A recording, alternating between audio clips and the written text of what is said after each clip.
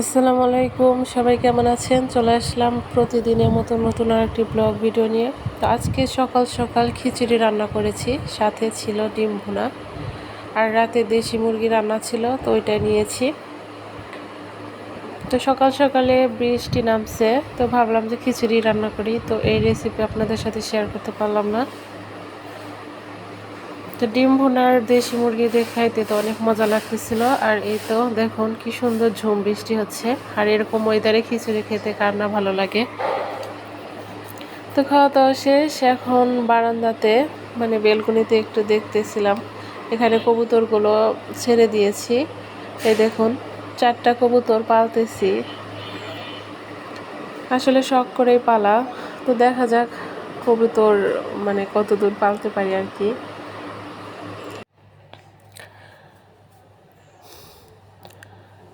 আর এই তো এখনও সারাদিনের মতোই বৃষ্টি নামতেছে, সারাটা দিন এরকম বৃষ্টি। তো দুপুরে রান্না করেছিলাম করলা ভাজি, আবার ডিম রান্না করেছি, এটা হচ্ছে আলু ঘাটি, মানে আলু দিয়ে ডিম রান্না করেছি আর কি। সকালে করেছিলাম শুধু পেঁয়াজ দিয়ে ভুনা করেছিলাম খিচুড়ি দিয়ে খাওয়ার জন্য, আর এখন করেছি আলু দিয়ে।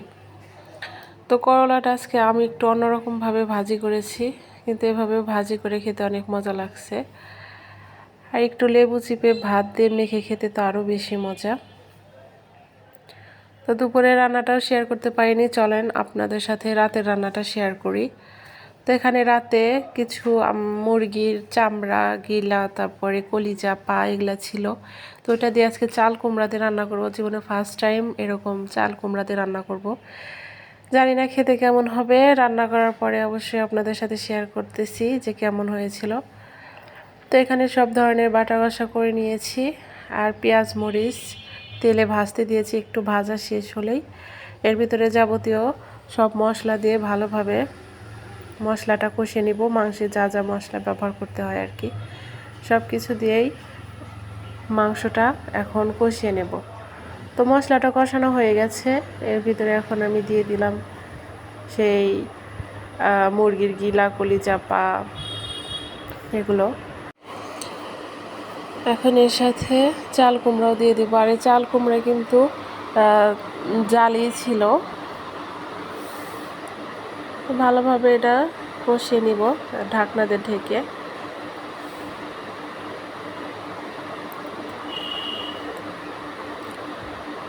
তো রান্নাটা হতে থাক, এদিকে আমি এখন চালটা ধুয়ে নিচ্ছি, ভাত উঠিয়ে দেই। আসলে চাল কুমড়া দিয়ে এরকম মাংস রান্না আমি ইউটিউবে একটা আপুর ভিডিও দিয়ে দেখেছিলাম। তো ভিডিও দেখেই ভাবলাম যে বাসায় যেহেতু চাল কুমড়াও আছে, মাংস আছে, তো এভাবে রান্না করে দেখি কেমন হয়েছে। তো এই তো আমি একটু মুখি ভাতে দিয়ে দিলাম। আমার কষানো প্রায় শেষের দিকে, ভালোভাবে সব কিছু সিদ্ধ হয়ে গেছে। এবার নামানোর আগে আমি এর ভিতরে ভাজনা বাটা দিয়ে নামিয়ে ফেলবো, আর একটু কষাবো ঝোলটা টেনে আসা পর্যন্ত।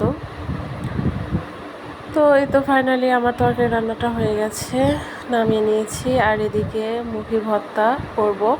তো শুকনো মরিচ আর পেঁয়াজ ভেজে নিয়েছিলাম, আর একটু করলা ভাজি ছিল দুপুরের, সাথে একটু লেবু কেটে নিয়েছি।